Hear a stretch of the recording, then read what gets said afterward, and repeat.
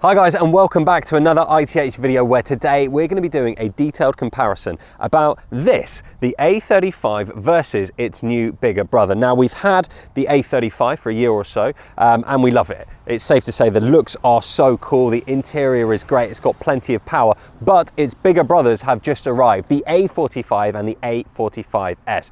But what should you buy? Is it worth the extra money, or should you just spend a little bit less and go for the A35? We will find out in this video. And it goes without saying, thank you so much again to BOTB. Those are the guys that give away a dream car every single week. You only have to be 16 or over. It's a worldwide competition, and you can win the A35 and the A45s as well. Check out the link in the description below. Right, first things first, let's have a look at the exterior of both of the cars.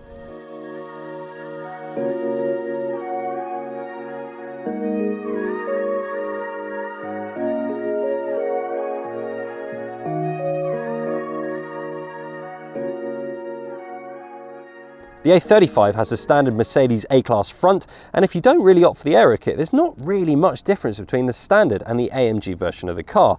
But on the A45, things start to change. You get the vertical grille, which you'll also find on the GT models like the AMG GT 4-door and the GTR. And just like on the A35, with the aero kit, you'll find these awesome canards on the side of the front bumper and the same spoiler on the rear as you would get on the A35. On the A35, you have a twin exit exhaust system, which looks fantastic. And on the A45, things go up a notch. They've managed to fit in a quad exhaust system from the same rear bumper.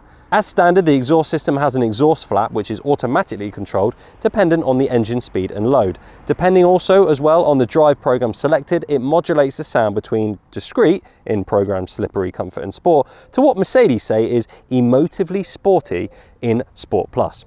Looking at the wheels, the A35 comes with 18-inch wheels as standard, with the option to upgrade to 19, and the A45 also comes with 18, but the S ups them to 19 as standard. So now let's have a look at the component differences between the A35 and the A45 range. The A35 came with a bespoke suspension of a model in its range. On the A45S, you'll also get extra body rigidity due to the extra steel panel that they put underneath the engine. The A45S will also feel more agile and responsive on the twisty roads. The suspension gets uprated dampers, stiffer springs and firmer anti-roll bars. With the AMG ride control option ticked, it's also adjustable with a choice of 3 different modes that range from comfort to more track-orientated driving. Onto the brakes. The A35 and the base A45 have the same brake setup, 4-piston with 350mm discs at the front and 330 at the rear. But the A45S gets 6-piston, larger 360mm discs at the front end, which are painted red with the AMG logo in black. So on the A35 and the A45 and the A45S, they've all got the same interior layout. You get the awesome turbine fans on all 3 of the models and this beautiful looking panel above the steering wheel, which of course houses those 2 rather large widescreen displays to give you all the data. The A45, you can start to spec Alcantara bits like the steering wheel and also have some highlights added like on this model with the yellow. On all 3, you can choose between 3 AMG driving styles: Classic, Sport and Super Sport for the instrument cluster. The Super Sport mode is particularly striking with a central round rev counter and additional information presented in the form of bars to the left and the right of the rev counter. Now onto the engine. In the A35, the A45 and the A45S, they all run a 2-litre turbocharged engine, but on the A45 and the A45S, they run a slightly different turbo, which gives it the increased horsepower. The A45S now has the most powerful 4-cylinder engine ever put into a production car.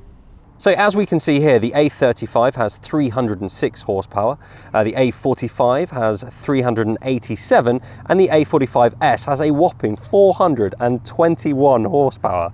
And in terms of fuel consumption, well, you'll get 39 miles per gallon in the A35 and 34 miles per gallon in the A45 and the A45S. Acceleration 0 to 100 kilometers an hour or 0 to 62 is the same. 4.7 in the A35, 4 seconds dead in the A45, and subbing in under 4 seconds, 3.9 for the A45S.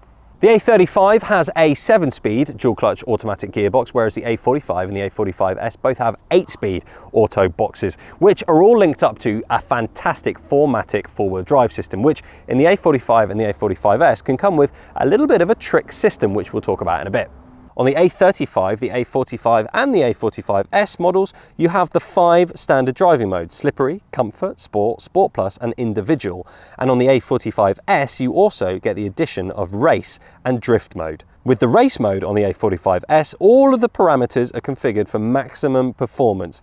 Within the race program, you can also enable drift mode. It's standard on the S model and optional for the non-S cars, so please remember to tick the AMG Dynamic Plus package if you order an A45. Now, it can't unfortunately send all of its power to the rear wheels of the A45, but you should still be able to slide it around to your heart's content. The driving tech does not, however, stop there in the A45 and the A45s models. I have to mention the AMG Trac Pace. It's a virtual race engineer. It's standard in the A45s. If you want to order it on the A45, make sure you tick the navigation and media display option. This can record 0 to 60 quarter-mile sprint times, as well as including many preloaded racetracks in the sat-nav.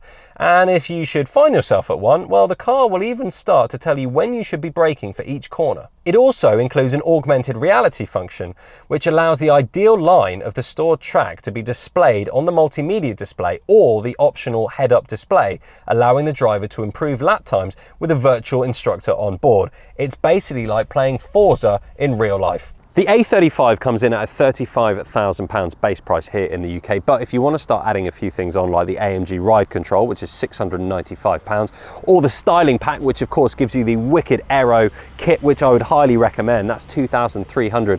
Prices start to rise to nearly £40,000. Now, we don't quite know, as it hasn't been confirmed yet, what the prices are starting at on the A45 and the A45s, but we've been told around about £50,000. So again, with a few options, you're looking at 55 or so, which is a bit of a step up from the A35. Now, I've spoken to quite a few people who have driven the A45 back to back with the A35, and they said, you know what, the A45 doesn't quite sound as good as we'd all hoped.